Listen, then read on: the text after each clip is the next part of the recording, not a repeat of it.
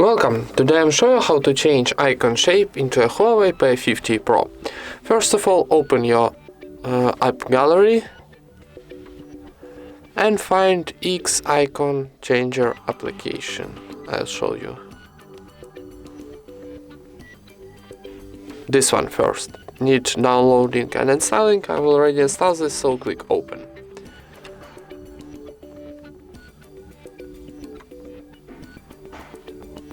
Now you choose your application from the list, for example maybe Docs.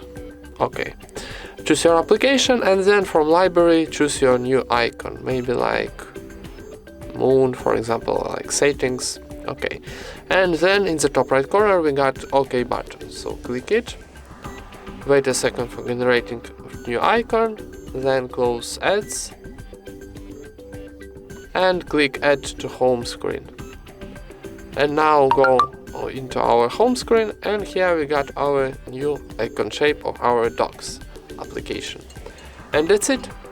Thank you for watching, leave thumbs ups and subscribe to our channel.